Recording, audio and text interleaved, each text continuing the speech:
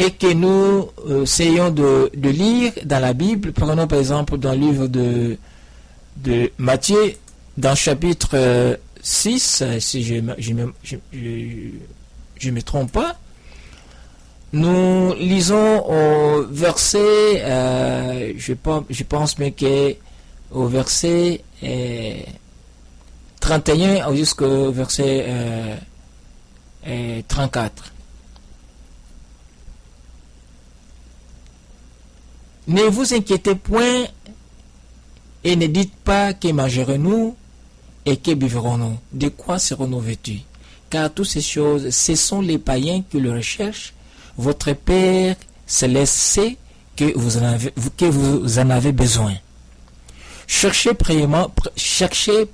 premièrement le royaume et la justice de Dieu, et toutes ces choses vous seront données par-dessus.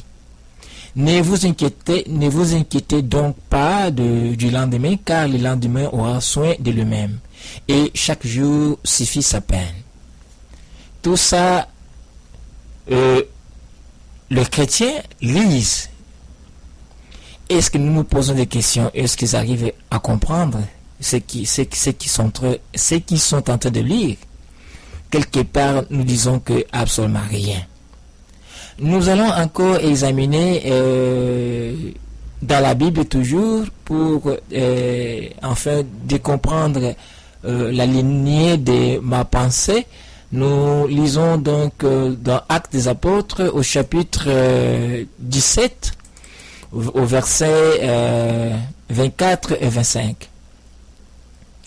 Là aussi, on nous dit ceci: le Dieu qui a fait le monde et tout ce qui se trouve, étant le Seigneur du ciel et de la terre, n'habite point dans le temple fait des mains d'hommes.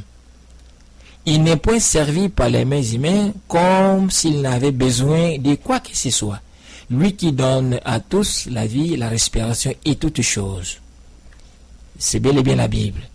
Toujours dans l'Acte des Apôtres du 7, on nous dit ceci: d'examiner toujours les saintes écritures.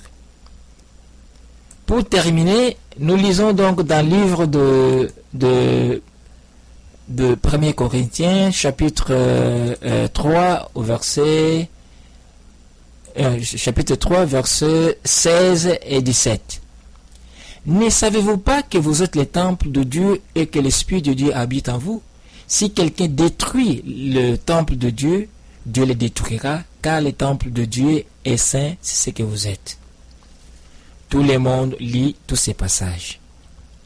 On peut détruire le temple de Dieu en mangeant des aliments qui n'est pas appropriés. On peut détruire le temple de Dieu en buvant la substance qui n'est pas appropriée. On peut toujours détruire le temple de Dieu de plusieurs façons. En imaginant des choses qui ne sont pas appropriées. On peut détruire le temple de Dieu. Il y a anything that you can imagine can be happen. Est-ce que les gens ont conscience de cela? On ne sait pas. Alors, qu'en dites-vous, mon frère Bonan, à sujet de ce contexte que nous sommes en train de parler? À vous la parole. Ok, merci. Moi, je dirais que pour plus de précision, je ne suis pas religieux, donc bien que je viens d'une famille très chrétienne, ma maman à un certain moment était même évangéliste, donc je suis né et grandi avec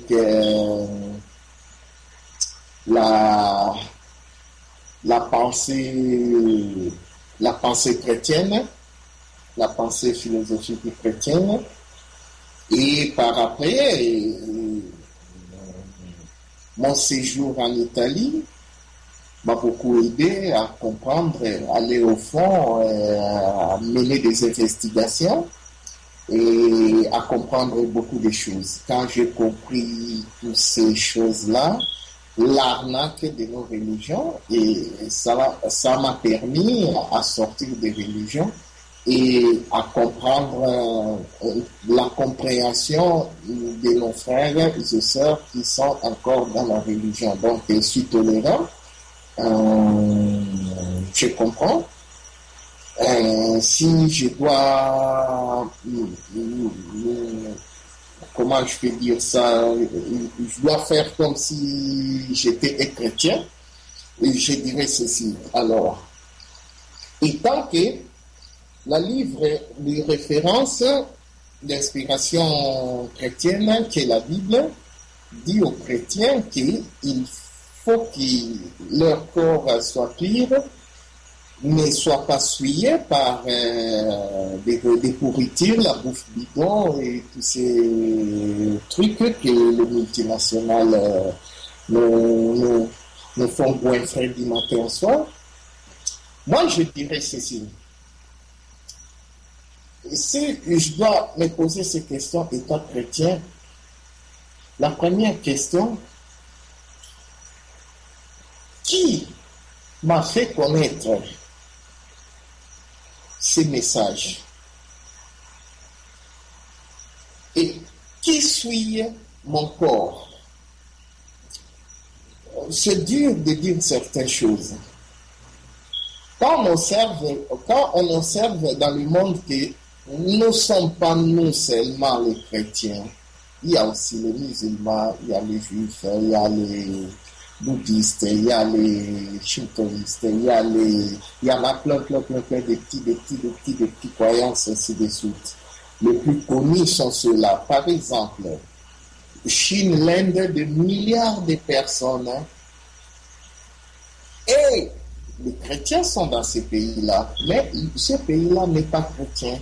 Donc, la conscience des gens qui vivent là-bas, qui naissent comme nous, qui grandissent comme nous, qui vivent leur vie comme nous, qui meurent aussi comme tout le monde,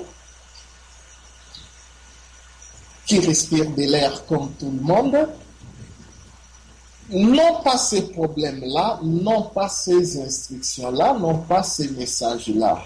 Leur approche de la vie est différente de l'approche de la vie d'un chrétien. Bon, revenons, nous sommes de la famille, on peut dire, chrétienne.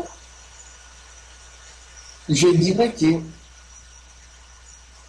qui a amené le message, la parole de Dieu, ainsi comme est appelé, est le même qui nous vend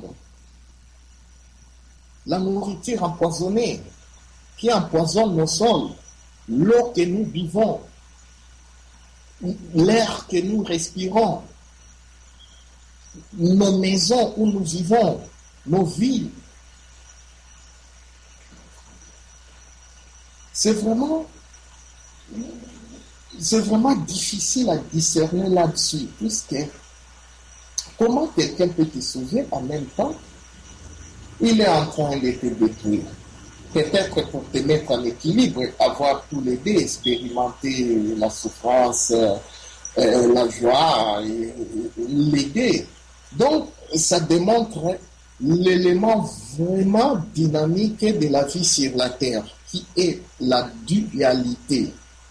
Les pôles opposés, les choses opposées. Tout le monde cherche les biens parce qu'ils savent de l'existence du mal. Ils veulent fuir le mal. Ils veulent aller au-delà du mal. Ils veulent se préserver du mal. Exemplaires du livre des morts. Ça amène à valider nos religions, nos valeurs que nous partageons. Mais le problème, ce n'est pas à ce niveau-là. Nous ramenons nos problèmes là où nous ne devons pas aller nous ressourcer. Pourquoi? Parce que on a des choses qui se vivent sur la terre que religieusement, on ne peut pas ou l'étiqueter, ou l'expliquer, ou légiférer sur ça. J'utilise un terme juridique. Par exemple, l'adultère, c'est légiféré par la religion. C'est interdit. parmi les 10 commandements dans le monothéisme. On interdit de commettre l'adultère. Donc, on connaît l'adultère. Quand le message est arrivé aux populations de ces instants-là, de ces moments-là présents, quand le message est arrivé, dans ces sociétés-là, il y avait l'adultère. Et ça devait être une cause de mal dans un système de vie où il y a la dualité, c'est une notion du bien et du mal, que l'homme veut le bien, fuit le mal. Dans ce contexte-là, c'était acceptable. Mais dans notre société, par exemple, il y a des avions qui sont des tankers, des jumbo-jets tankers, qui sillonnent le long à large les ciels de notre planète pour pulvériser des condensants chimiques, des poisons qui vont aller directement dans le poumon de nos enfants, qui vont faire de sorte que nos enfants puissent être bloqués sur tous les plans. Le mot me manque pour ne pas dire avoir problème de maladies respiratoires, asthme, ainsi de suite. C'est un cercle vicieux. Et par rapport à l'industrie pharmaceutique, et par longue histoire. Mais comment étant chrétien, le pilote, si tu vas aller voir, ce sont des pilotes occidentaux. Ils sont chrétiens. Je ne suis pas en train d'accuser l'Occident. Ces avions-là, s'ils volent l'Angola, s'ils volent le Congo, les deux Congos, s'ils volent le Gabon, s'ils volent toute l'Afrique, tous les pays du monde. Nous avons, dans nos sociétés, nos sociétés ne sont pas islamiques, parlons clair, sont des sociétés chrétiennes. On a presque tous nos chefs d'État sont chrétiens. Et ce n'est pas le moment de venir dire que non, eux, ce sont des faux chrétiens, des usurpateurs chrétiens, ils finiront aux affaires. Non, nous ne devons pas faire ça, puisque ce jeu-là de se renvoyer la balle a duré trop. Nous devons dire ça, c'est sûr. Chrétien, qui l'est vraiment et qui n'est pas chrétien. Dans toutes ces choses. Et il y a des gens qui laissent que les choses soient faites. Les avions vont survoler, volent. Ça émet des fumées comme ça, blanches, qui forment des nuages, qui bloquent des radiations solaires. Et qui sont composés de métal pesant, de métaux lourds. L'aluminium. Mais comment nos pays ou nos présidents, nos ministres, nos savants, nos médecins, même nos pasteurs, ils prétendent être en contact avec Dieu, ils prétendent recevoir de l'inspiration pour sauver l'humanité, ils le disent, sans pudeur, ils le disent tous.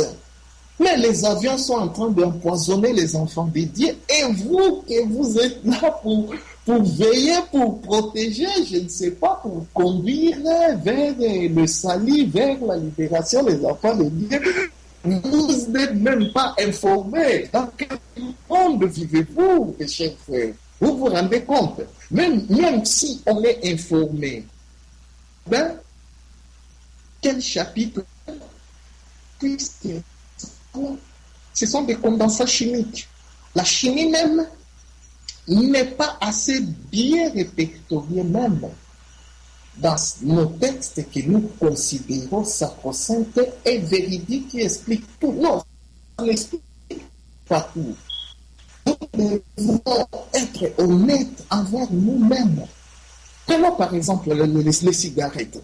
Nous savons bien que l'alcool est interdit. On discute, on polémique. Voilà, au mariage là-bas, on a transformé l'eau en vin. Quelqu'un dira non, c'était un jus de raisin, c'était pas fermenté. Donc, ok, ça peut passer ce genre de discours. Mais nous savons bien que l'alcool est prohibé parce que ça suit le corps, ça salit le corps. Mais la cigarette. Alors, chez les chrétiens, sans justification,